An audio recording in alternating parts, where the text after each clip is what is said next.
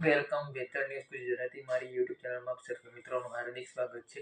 જે મિત્રો નવા આવ્યા ચેનલ સબસ્ક્રાઇબ ના કરી હોય નીચે કાળા કલરનું અથવા લાલ કલરનું બટન દેખાય તમારા ફોનમાં એ દબાવી ચેનલને સબસ્ક્રાઇબ કરી દેવી। અને આજે તારીખ થઈ 30/12/2024 અને હવે આજથી જે આપણે વરસાદની શક્યતાઓ હતી એ ખૂબ જ માત્રાઓમાં ઘટી ગઈ છે। જે રાજ્યમાં વાદળછાયું વાતાવરણ હતું એ પણ હવે ધીરે ધીરે ક્લિયર થતું જોવા મળી રહ્યું છે। ઘણી જગ્યાએ ખેડૂતોના પાકને નુકસાન થતું પણ જોવા મળી રહ્યું છે।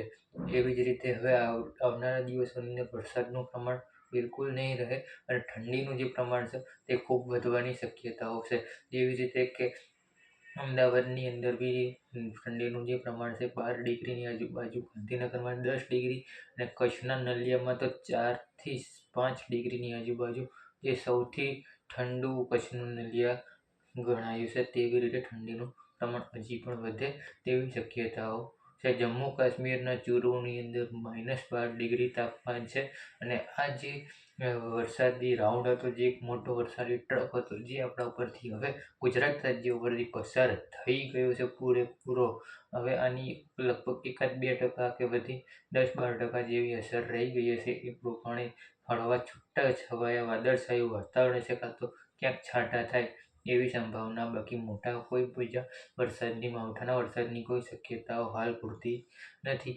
એટલે હવે ઠંડીનું પ્રમાણ પણ કાલથી આપણે વધવાની શક્યતાઓ છે અને 5 તારીખથી લઈને 15 તારીખ સુધી ઠંડીનું પ્રમાણ એટલી હદે વધી ગયું હશે જે આવનારા જેટલા વર્ષો છે 30 વર્ષનો રેકોર્ડ તોડે એવી રેકોર્ડ બ્રેક ઠંડી જોવા મળશે 5 તારીખથી લઈને 15 તારીખ। આ 10 દિવસ કાઢવા બહુ જ અઘરા પડવાના છે, કારણ કે આ દિવસોની અંદર ઠંડીનું પ્રમાણ ખૂબ જ વધારે રહેશે। જેમાં કોઈ જગ્યાએ તો ગુજરાત રાજ્યની અંદર જ માઇનસમાં તાપમાન જાય તો પણ કોઈ નવાઈની વાત નહીં, એવી ઠંડીની શક્યતાઓ પણ હાલ જોવા મળી રહી છે। બાકી જે વરસાદની આગાહી હતી, માવઠાના વરસાદની, હવે આગાહીઓ આપણે પૂરી થઈ ગઈ છે। હવે કોઈ મોટા વરસાદની શક્યતાઓ નથી, હવે ઠંડીની આગાહી છે એ મુજબ હવે ઠંડી શરૂ થઈ ગઈ છે। બાકી આજના વિડીયોની અંદર કોઈ ખાસ વધુ માહિતી હતી નહીં, જે પણ બી હશે તે આપણે કાલના વિડીયોમાં માહિતી આપીશું।